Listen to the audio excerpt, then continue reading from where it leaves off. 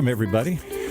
It's time to meet our community, the Hispanic business community here in Orange County. Join us each week as we celebrate and investigate the richness of this thriving community and the people who make it so special. Because your community is our community. And here we are with our community's host, our host, John Gutierrez. Hey, John.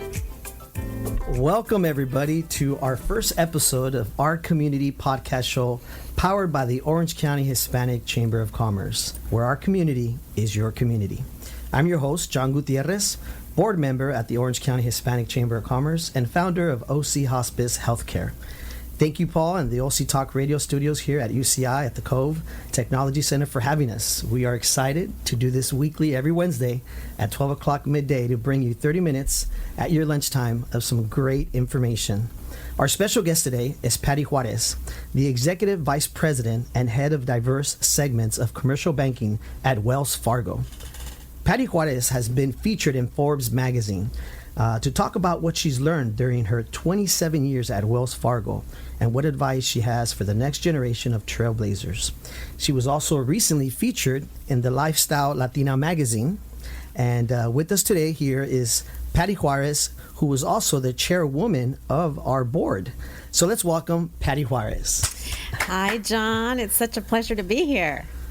Thank you for joining us, being our first guest. We are excited to launch what we've been planning and organizing for a good period of time. And we hope that this becomes a platform to be able to bring community leaders like yourself. Why don't we let the audience learn more about who Patty Juarez is? Can you tell us a little bit about yourself, your hobbies, your family? John. Thank you, first of all, for having me here. It's a pleasure to be your first guest, and what a wonderful program that you can come to us every Wednesday and bring community leaders to talk to our listeners. So thank you so much for that. Yes, Patty Juarez, born and raised in Mexicali, Mexico, some years ago, and I immigrated with my dad, who got a job in the U.S., and my family, and we moved really just across the border to a town called El Centro, California. And I was about 11 years old, John. Didn't really speak too much English. I knew some basics, living in a border town and all. But, we kind of uprooted ourselves. I had finished up to like 6th grade. In Mexico. We left our family behind and our friends, and we moved across the border, literally, to find new opportunities for me and for my siblings. I'm one of 4. So I have an older sister, Laura, who lives in Mexico, and I have a younger sister, Karina, who is an attorney at Microsoft and lives in Seattle with her family. Nice. And then I have a little brother. I call him a little brother. He's over 40 now. But my little brother, a fantastic chef, and he also has a real job in Homeland Security. Does a lot of fantastic cooking, though. That is really his passion. And he's got, I have 2 nieces. He's got 2 girls, and then my younger sister, has a little boy. So I'm a happy auntie. And then I actually got to marry my high school sweetheart, Manny. And yeah, we've been married for over 20 years now. And we are the fortunate parents of 2 kids. So Bella is my 16-year-old artistic, phenomenal, wonderful, kind, and beautiful daughter. I'm very, very proud of her. She actually goes to Orange County School of the Arts, and she is in the acting conservatory, and we're very, very proud of her. She is very talented. She also is a great singer and dancer, so she's the artistic one in the family. And then I have a phenomenal 8-year-old son, Maximiliano, when I'm mad, and he is a joy and a wonderful kid, very smart, into science, and into YouTube and all these videos. He has his own YouTube channel. He's a gamer. Nice. And he teaches us all we know about video games. But we have our little family. We live in South Orange County. I've had the pleasure to meet your husband. You Avila have? Roma. Yes, a you mutual did. restaurant we love, right? With Teresa and Leo there. Yes, having some empanadas. Yes, I know. They're so good there. And the paella, right? That's right. During the pandemic, it was really nice to just stop by and pick up Chef some Leo, the best. Yes, the yes. best. Yeah. So, well, that's great. That's great. Now, tell us a little bit about how you ended up at the chamber. Yeah. So, in 2010, when I moved, I had been in the Bay Area in San Jose for 14 years, banking technology companies. And we really wanted to get closer to our family who was, in Calexico and in San Diego. And so we thought, well, if we move to Southern California, we'll at least be able to drive home and visit our family. And at the time, I only had Bella, and she was 4.5. And so we moved here. And I thought, well, what's the best place to go where I can meet other Latinos and other business owners? I'm in banking, as you know, been in banking 27 years.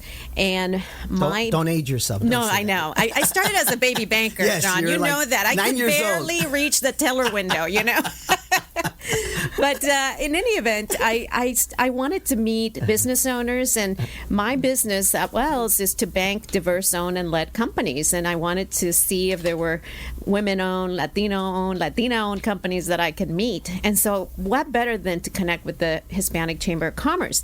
And so I showed up at a mixer, and started networking and meeting people.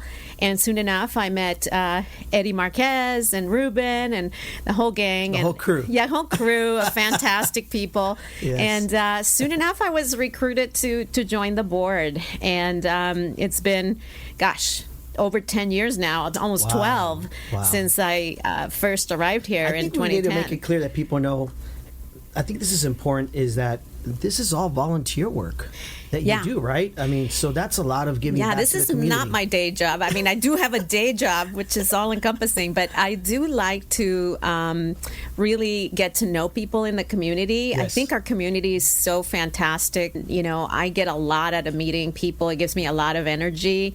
And also trying to help, right? As a banker, access to capital remains the number one issue for small business owners. Yes. And so it's always important to, talk to businesses about their options, alternatives, capital options that they have. And many times I find that, sometimes businesses need connections in the right industries or with the right banking partners or community organizations that can help them. And so I really enjoy the connection. And so within a couple years of joining the chamber, Eddie, our chairman at the time, Eddie Marquez, was terming out. And so I was asked if I would consider, if I was interested in becoming chair of the Orange County Hispanic Chamber, which was an amazing and humbling honor for me. And, one of the probably few women chairs, but a lot more coming and strong. And so I felt really honored and privileged to be able to hold that role for a bit over 2 years. Yeah. So what do you feel is the key component that made you stay around the Orange County Hispanic Chamber of Commerce? For people listening out there that don't know about the Hispanic Chamber of Commerce, what do you say that just kept you in with that familia? First of all, it's the people. I would say, some of my best friends in this area are people that I met through the Chamber of Commerce, other board members that are part of that. When I first got here, meeting like Silvia from Para Todos, meeting Maria Cervantes, meeting, all my friends, Elba Rubalcaba, etc. I mean, there was just so many people that I met through the Chamber of Commerce. And, when I was the chair, and then as I became a member and played a part in some of the committees, I got to meet different people. We have such a fantastic board of directors. And then I actually was involved in other organizations, part of my love for charity work. Yes. And then they actually became part of the chamber too. And so it was just like this wonderful place where I had a lot of not just friends, but colleagues and, business owners that I met through the chamber. And I think what keeps me here is our purpose, right? We want to help the community. We want to help our small businesses through this pandemic. We haven't even started talking about the pandemic, but my gosh, 2 years into this, little did we know that we were gonna have this prolonged period of time that has really been hard on small business. It's estimated that about 30% of small businesses have closed their doors. Wow. And many of them are living paycheck to paycheck, frankly, payroll to payroll. Yes. And a lot of what the government did to kind of rescue or provide a lifeline to these companies was, the Paycheck Protection Program, for instance. And there was a lot of misinformation or no information within our, Latino community. And, the Center for Responsible Lending estimated that only about 12 or so % of the first round of PPP funds were accessed by minority and women. And I was like, oh my God, this is like, those are the actual fastest growing segments in terms of business ownership and business startups, and they're the ones getting the least amount of money. Why is that? And so a lot of what I began to do was, and along with the chamber, because I know we did terrific work when it came to supporting, businesses through this pandemic. But a lot of what we began to do was webinars and informational sessions and really demystifying kind of what this program was all about, trying to understand it, knowing what your obligations were if you took some funding from them, and then the funding would actually be forgivable if you use the money for like payroll and other bills that kept your doors open. A lot of companies are in the process now of applying for forgiveness and making sure that they get all that cleaned up. We're kind of, first of all, the fear factor of what was going on with the pandemic. Yeah. As you know, I'm in healthcare and we own a hospice company. And so we saw the other side of it, right? The healthcare component, the doctors, the nurses. We had never seen anything like this. I've been in healthcare 20 some years. And we had never seen anything like this. The hospitals were just going crazy. Well, nobody knew anything really about this virus, and all we knew is it was really causing a lot of havoc, right, in our healthcare system, and people were dying, and we needed to protect ourselves, and so a lot of business owners, hunker down and started to figure out, okay, what can I cut, what can I hold back, what are the things, but many business owners, this is where the resiliency and the fantastic spirit of the Latino business owner came through. A lot of businesses, Johnny, pivoted and started doing different things. They started an online store, right? Because they couldn't open their doors and they couldn't, also like the food items. And survival mode, right? Survival mode. Let's do everything for takeout. Let's do, what can we do to keep our employees? What can we do to save our business? And, many of them did pivot and they enjoyed perhaps even growth, right, from those pivots that they did.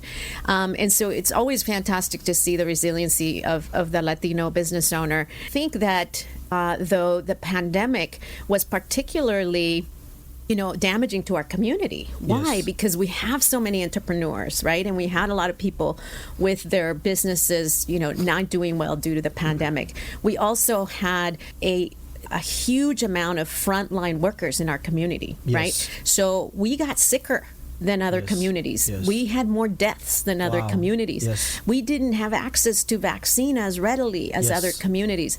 And so when you look at all of the impact of the past 2 years, the domino effect of all that, and frankly, a lot of our families, we take care of our elders too, and our elders were really suffering, and they were really getting sick and all of that. And so it's been a difficult time, some dark times, but out of darkness, always in my mind, there can be light. At the end of that tunnel, there can be light. And I think for me, it was just watching how hard people work to survive, to help others. I mean, you would have companies, putting together meals. I mean, we saw this at Villaroma all the time. We're putting together meals for those that were in need, that didn't even have food or couldn't have, people bringing them food, or they couldn't go out and buy groceries because they were afraid of getting sick.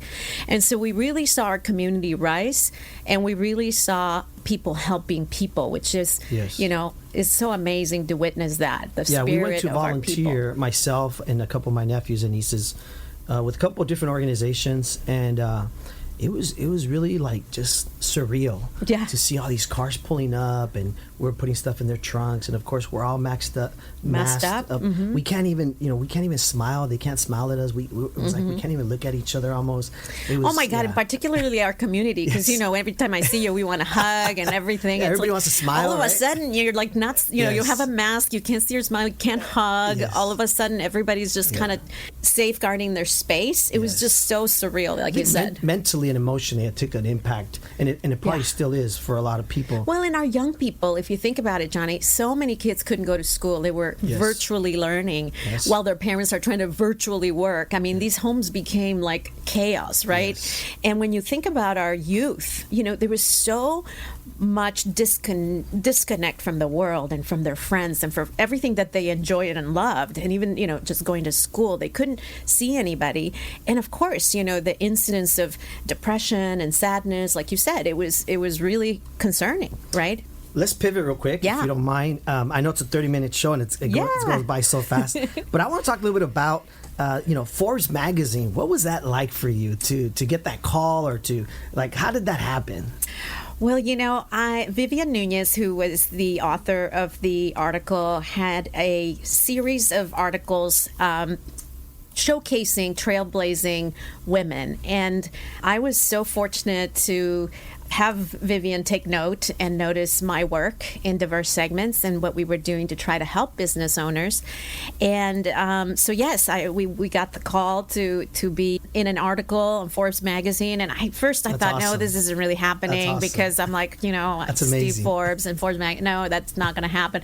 But then it did, and I think Vivian, a true storyteller, wanted to really tell those untold stories of Latinas and women who are trailblazing and doing things that are so unique and that have such positive impact in the community. So I was very fortunate to be able to tell my story, the story of an immigrant, somebody who came to this country, with not much of what my dad had in his back pocket and in his wallet, and he worked really hard to provide a good life for us as kids. And I had always, as a kid, felt like, wow, my mom and my dad, they made this big sacrifice to leave our family, to leave our country, and to come here with really nothing and start from scratch. And so I always instilled that in my siblings and myself, that we had to make sure that our parents' sacrifice was worth their while, right? Beautiful, and so beautiful. That's awesome that you were able to share that story on such a huge platform, because you're representing many of us. Right. And then recently, of course, you were also featured on the Latina Style magazine.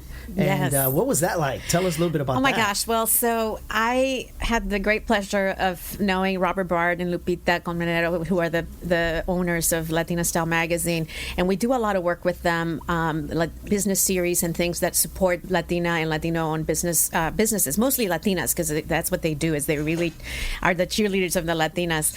As I was working with Robert and I got to know them, they were interested in my story because I bank a lot of Latino-owned companies, and they said, "Well, what do you do differently, and how did you bring this idea to the bank that you wanted to really focus on minority-owned businesses?" And I said, "Well, I just kind of came up with it one night that, hey, here's where the growth is in women and Latino-owned businesses, and we should be doing more about it. We should be very proactive and intentional about addressing these markets in the way they want to be addressed, not in the way we think they should be addressed." And so coming in with authenticity, with real care, giving back to the communities that we serve, reflecting the communities that we serve and serving them.